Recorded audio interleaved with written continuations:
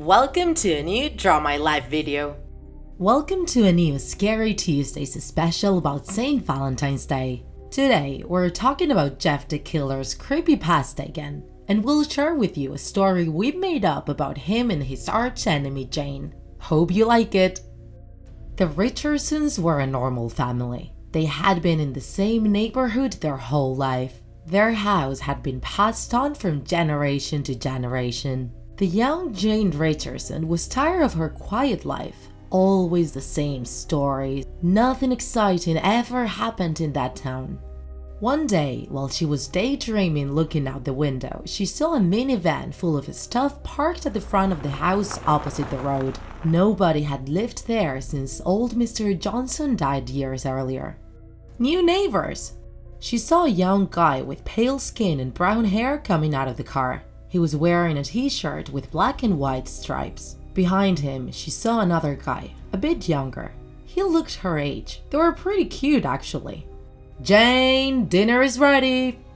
The next morning, Jane went downstairs for breakfast in her pajamas, and her mother told her the Woods had just moved. They had 2 boys and they would go to her same high school. Her mom always knew what was going on around them. Jane took longer to get ready that day. She brushed her hair carefully, put on her favorite skirt and knee-high socks. She waited at the door for a couple of minutes to see if the 2 brothers were coming as well. But when she checked the time, she realized she was late, so she left running. When she arrived, Jeff was already there, sitting at the end of the class. He looked sad, looking out the window with lost eyes. She wanted to approach him and talk to him, but the bell rang and the class started. At lunchtime, Jeff didn't move from the chair. Jane wanted to introduce herself, but her friends dragged her into the dining hall. "Hey, Michael hasn't invited me to the dance. Can you believe it? Has anybody asked you already?" Jane wasn't paying attention to Stacy. She was thinking about the new boy. "Hello, are you listening? This is important." "Yeah, sorry. I'm sure he'll ask you soon." She didn't want to keep talking about the St. Valentine's dance. She still didn't have a partner to go with. She walked down the hallway. At the end of it, she saw Jeff putting something inside his locker, looking sad. When she went back home after the cheerleaders' practice, it was almost night. It was pouring rain and she didn't have an umbrella. She walked with her black boots, trying not to step on the puddles. But then, when she turned around the corner, she found a violent situation. Jeff was laying on the ground and his nose and his lips were bleeding. His clothes were soaked and dirty, with mud and blood. Next to him, Randy, Troy, and Jake were trying to find money on his backpack. "What the fuck is this? He's only got shit in here. We should beat him so he learns to carry valuable things with him. I'm getting wet because of this moron. Let's go home, Randy." Randy kicked him one last time in the abdomen before they left. Jane ran towards him and helped him get up, holding Jeff's head with her arms. His eyes were closed. It looked like he had fainted. When she looked at his face, Jane thought he was sweet and cleaned the blood from his face. "Are you okay? Does it hurt a lot?" Jeff half opened his eyes and stared at her. His penetrating look made Jane blush. She felt butterflies inside her tummy and her heart started beating intensely. The sound of the rain was interrupted by Jeff's soft voice. "I'm better than ever," he finally said, with a smile on his face. She smiled back at him. He sat up, still dazed, with his hands on the stomach where they had kicked him. "I'm Jeff Woods." "I'm Jane, your neighbor. Nice to meet you." "Jeffrey Woods is gonna be mine," she thought. "Thanks for your help, Jane. If you need anything, you can ask me for help." Then, Jane had an idea. She remembered that stupid St. Valentine's dance. The date was getting closer and she still hadn't found anyone to go with. Going alone would be a disaster, and even though she was embarrassed to ask, she gathered all her courage. "You could come with me to the dance, if you don't have a partner already, of course." Jeff accepted, a bit surprised. After this, they became inseparable. Jane loved being with sweet Jeff. When they were not together, she liked to look at him through the window. The days went by and the night of the dance arrived. Jeff was very handsome with his black suit and his red bow tie. The color matched his pale skin and made him look very attractive. Jane was nervous. She was wearing a red sequin dress and black high heel shoes. They danced all night as if the rest of the people didn't exist. She was leaning on his shoulder and he was holding her waist, until finally they melted into a magical kiss. Suddenly, Randy and his friends appeared. They took Jeff outside and Jane ran after them. The boys wanted to beat him up. Jeff got furious and a sadistic smile and look appeared on his face. He ended up killing 2 of them. Randy, scared, spread alcohol and bleach around him and set him up on fire.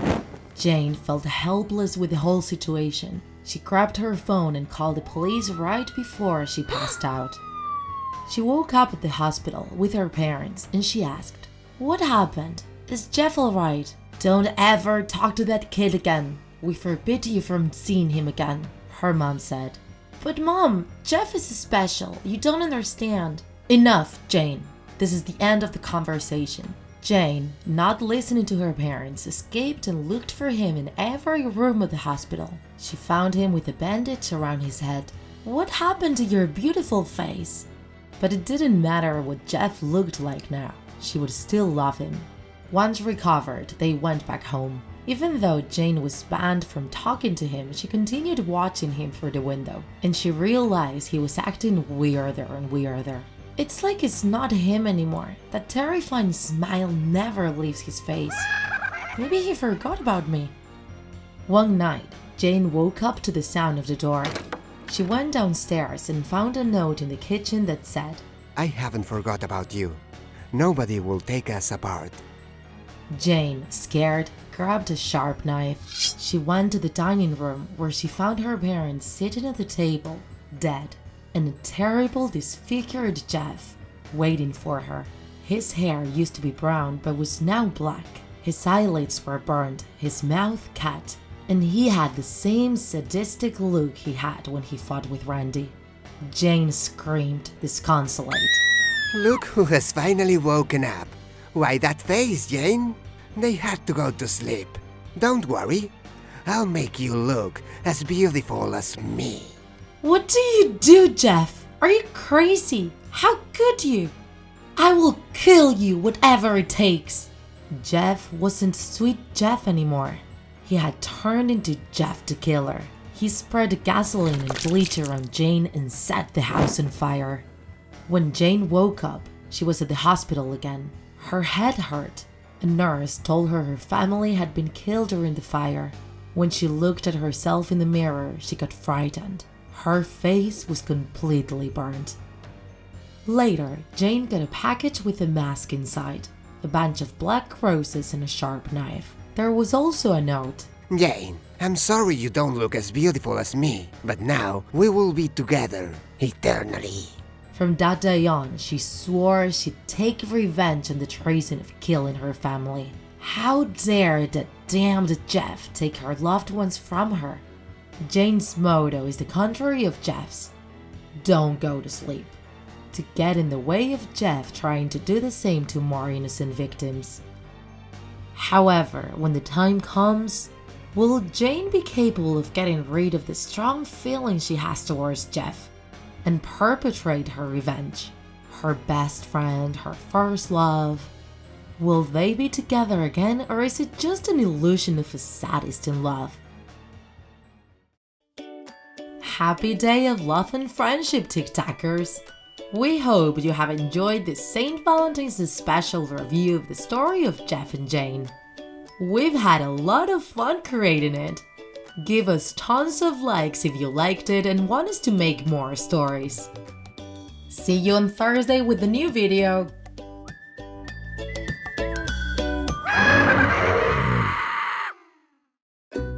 If you enjoyed this video, don't forget to like it, and if you want to see more Draw My Life videos, subscribe to our channel.